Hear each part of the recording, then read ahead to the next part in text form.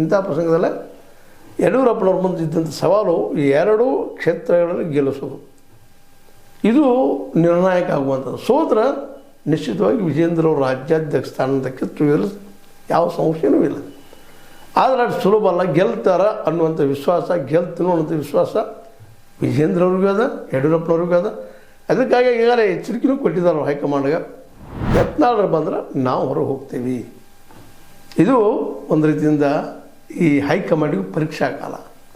ಅದೇ ಕಾಲಕ್ಕೆ ಇವೆರಡು ಉಪಚುನಾವಣೆಗಳು ಸಹಿತ ನಮ್ಮ ಯಡಿಯೂರಪ್ಪನವರಿಗೆ ಮತ್ತು ಅವ್ರ ಮಗ ವಿಜೇಂದ್ರ ಅವರಿಗೆ ಪರೀಕ್ಷಾ ಕಾಲ. ಇದರಲ್ಲಿ ಯಾರು ಗೆಲ್ತಾರೋ ಯಾರು ಸೋಲ್ತಾರೋ ನೋಡ್ಬೇಕಾಗ್ಯದ. ಆದರೆ ಇಲ್ಲಿ ವಿಜೇಂದ್ರ ಅವರು ಗೆದ್ದರೆ ಎರಡು ಸೀಟುಗಳನ್ನು ಉಳಿಯುವಂಥ ಸಾಧ್ಯತೆಗಳು ಇಲ್ಲ ಅಂತಂದರೆ ಮನೆ ಕಡೆಗೋ ಅಥವಾ ಆಗುವ ಸಾಧ್ಯತೆಗಳು ಹೆಚ್ಚಿದ್ದಾವೆ. ಅವ್ರ ವಿರೋಧಿಗಳು ಮಾತ್ರ ಪೂರ್ಣ ಪ್ರಮಾಣದಲ್ಲಿ ಇವ್ರನ್ನ ಕಿತ್ತಾಕಬೇಕು ಈ ಸಂದರ್ಭದಲ್ಲಿ ಅಂತೇಳಿ ಹಾದಿ ನೋಡ್ತಾ ಇದ್ದಾರೆ. ಏನಾಗ್ತದೆ ನೋಡೋಣ. ಯಡಿಯೂರಪ್ಪ ಮತ್ತು ಅವ್ರ ಮಗ ಗೆಲ್ತಾರೋ, ಗೆದ್ದು ಉಳಿತಾರೋ ಅಥವಾ ಊರಳಿಗೆ ಹೋಗ್ತಾರೋ ಅನ್ನೋದು ಮುಂದಿನ ಗೊತ್ತಾಗುವಂಥ ವಿಷಯ.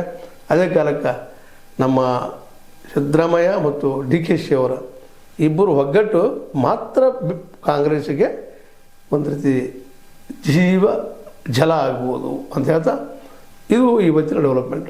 ಇದು ನಿಮಗೆ ಲೈಕ್ ಆಗಿರ್ಬೋದು. ಲೈಕ್ ಮಾಡಿ, ಶೇರ್ ಮಾಡಿ, ಕಾಮೆಂಟ್ ಮಾಡಿ, ಜೊತೆಗೆ ಸಬ್ಸ್ಕ್ರೈಬ್ ತಿಳಿಸ್ಬಿಟ್ಟು S16 ನ್ಯೂಸ್ ಅರ್ಥ ಸತ್ಯದ ಕೈ ನೋಡಿ ವಂದನೆಗಳು.